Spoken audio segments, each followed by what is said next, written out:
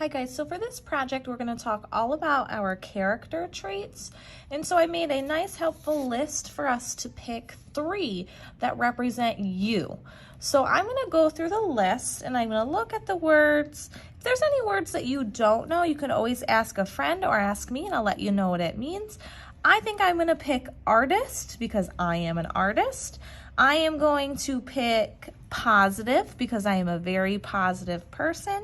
And I also think I'm going to pick leader because I think that's 3 good words that suit me.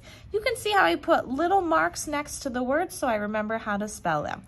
Next, what we're going to do is we're going to switch over to our final paper. What we want to do first in pencil is write your name and flip. Perfect, just like that. Now, my paper is facing vertically, which means the skinny edge is facing up. What I want to do is I want to draw 2 horizontal wavy lines going from the left side to the right side. And I'm going to make these just wavy lines, so almost like an ocean wave, and I'm going all the way to the edge of the paper. This one is kind of close to the top, and then the second one I'm going to do kind of close to the bottom. So there's my 2 wavy lines. Next, what we want to do is we're going to take our 3 words and we're going to write them in each section. So we have 1 section, 2 sections, 3 sections.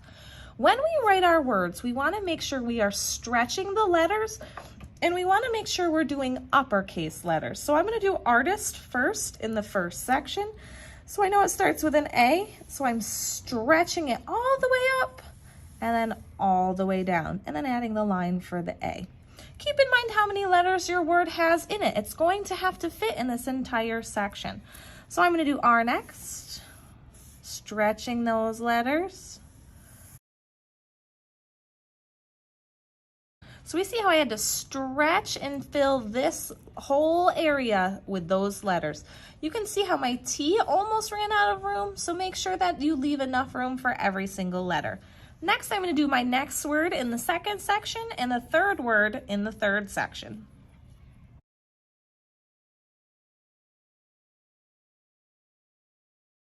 There we go. So there's my 3 words. It is a very abstract piece. You can see how I tried to keep my lines as straight as possible, and I didn't have to smush any letters.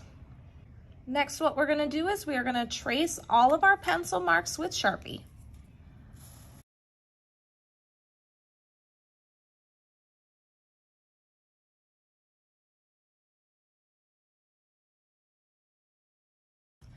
Once Sharpie's done, next what we want to do is erase any extra pencil lines. Next, what we're going to do is we're going to do different designs in each section in between the letters. So I'm using oil pastels. What's nice about oil pastels is they're like a crayon, but they're softer. I also have white here too because we're going to paint over these afterwards. So if you want to use white, you can. So in each section, I'm just going to create a different type of design. Think about circles, think about shapes. You can do solid color, any design that you want.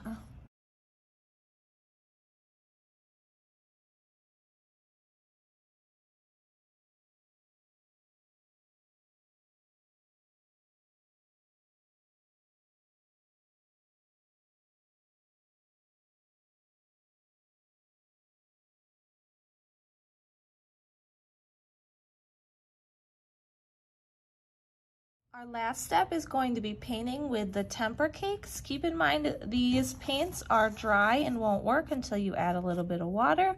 When you're mixing colors, make sure you mix on your paper, not in the palette. So I'm going to fill any section up with any color that I'd like.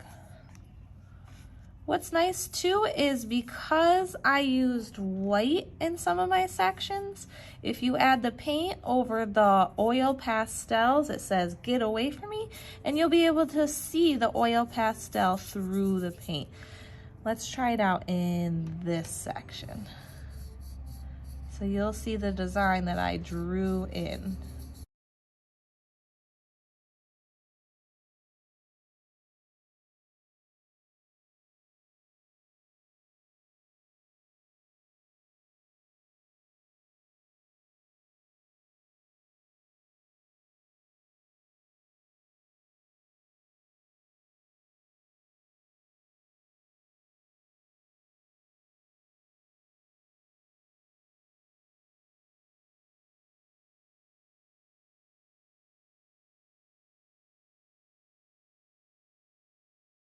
Perfect, and this is my final piece. I'm gonna leave some areas white just because I think it's a really nice contrast between the other colors.